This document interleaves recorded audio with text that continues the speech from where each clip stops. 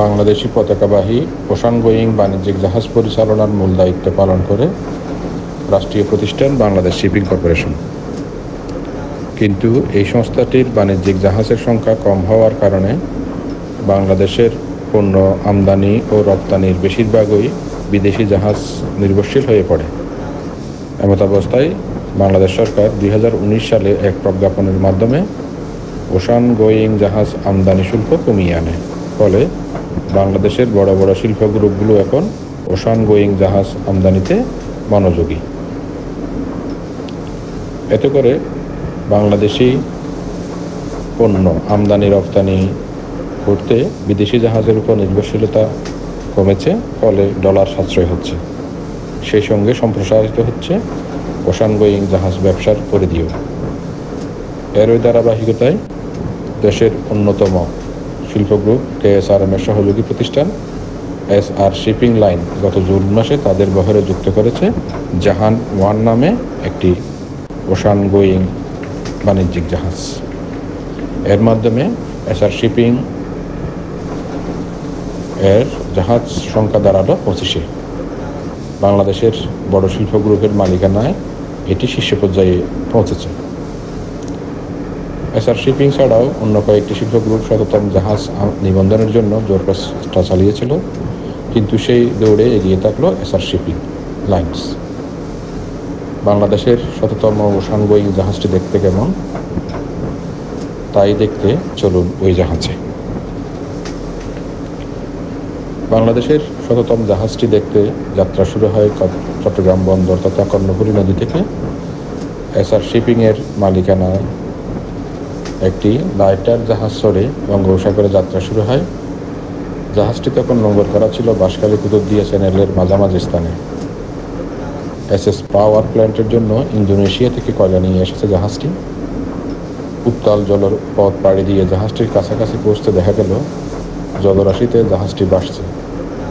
এটি নোঙর করা অবস্থায় আছে। ক্রেনের সাহায্যে কয়লা স্থানান্তর করা হচ্ছে লাইটারের জাহাজে। এর আগে ইন্দোনেশিয়া থেকে 59,800 মেট্রিক টন কয়লা নিয়ে চট্টগ্রাম বন্দরে আসে জাহাজটি। এই জাহাজটির ধারণ ক্ষমতা 61,221 মেট্রিক টন। জাহাজটির দৈর্ঘ্য 200 মিটার, প্রস্থ 32 মিটার, ড্রাফট 9.6 মিটার। বিশেষ একটি ক্রেনের সাহায্যে জাহাজে ওঠার পর দেখা গেল এটি যেন একটি আস্ত ফুটবল মাঠ বা তার চেয়েও অনেক বড়। 200 মিটার লম্বায় ফুটবল মাঠের চেয়ে লম্বা হয়, মানে 600 ফিট। একটা ফুটবল মাঠ 600 ফিট নয়। আর 32 মিটার প্রস্থ, মানে 96 ফিট, অনেকটা প্রস্থে ফুটবল মাঠের কাছাকাছি। আমরা পুরো জাহাজটি ঘুরে দেখলাম, ক্যাপ্টেন পুরো জাহাজটি ঘুরে দেখালাম, ইঞ্জিন রুম থেকে শুরু করে সব কিছুই। জাহাজটির পরিবেশ বেশ ভালোই, আকাশে মেঘাচ্ছন্ন দিন। এই দিনে এমন জাহাজ দেখতে খুব ভালোই লাগলো। জাহান 1 নামে জাহাজটি তৈরি হয়েছে 2018 সালে। এটি জাহান 1 নাম ধারণ করে বাংলাদেশি পতাকা বহনের আগে পানামার ফ্ল্যাগ নিয়ে চলত, অর্থাৎ পানামা ফ্ল্যাগ বাহী ছিল। এটি একটি বাল্ক ক্যারিয়ার।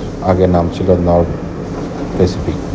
KSRM-এর অঙ্গ প্রতিষ্ঠান SR শিপিংয়ের বহরে যুক্ত হয়েছে আরেকটি মাদার ভেসেল। পানামা পতাকাবাহী জাহাজটি কিনে নেওয়ার মাধ্যমে এটি জাহান 1 নাম ধারণ করা হয়েছে। বাংলাদেশের জাহাজটি এসেছে 7 জুন। এটি ইন্দোনেশিয়া থেকে কয়লা নিয়ে বাংলাদেশে নোঙর করেছে। জাহাজটি সমুদ্র পরিবহন অধিদপ্তর থেকে আজকে পরিদর্শনে গেছে।